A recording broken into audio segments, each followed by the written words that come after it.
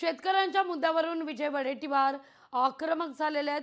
शेतकऱ्यांना मदत कधी देणार असा सवाल वडेट्टीवारांनी उपस्थित केलाय। सोयाबीनला हमी भाव का नाही हा मुद्दा देखील वडेट्टीवार उपस्थित करतायत। शेतकऱ्यांच्या तोंडाला पाणी पुसण्याचाच प्रकार दिसतोय सरकार या उत्तरातून। कारण शेतकऱ्यांच्या भावना समजून घ्यायच्या नाहीत, ज्या वस्तुस्थिती आहे ती मानवायची नाही, लपवायची।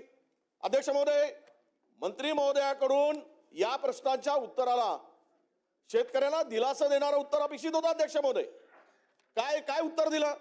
अहो तुम्ही जरा डोळे उघडे बघा, जाऊन बघा व्यापारी काय करतायत की सोयाबीनच्या जे केंद्रावर सोयाबीन आल्यानंतर मी तुम्हाला यावर्षी अतिवृष्टीमुळे सोयाबीन पूर्णतः अनेक ठिकाणी खराब झाला, काही ठिकाणी सोयाबीनची क्वालिटी खराब झाली।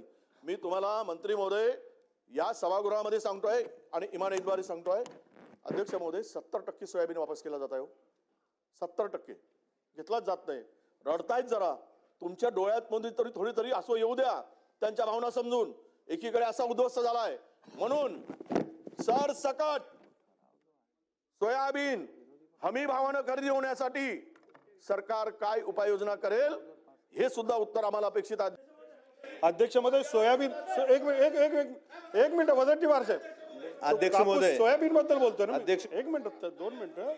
सोयाबीन संदर्भात अध्यक्ष महोदय, सोयाबीन संदर्भात मागच्यापेक्षा 9% वाढ करून आपण जे मिनिमम सपोर्ट प्राइस आहे यावेळेस 5328 आहे आणि त्याच्या माध्यमातून कोणीही केंद्रावरील FAQचा माल असेल तर त्याला 5328 रुपये प्रमाणे खरेदी होत आहे, ती चालली आहे, लाखो टन खरेदी केली आहे।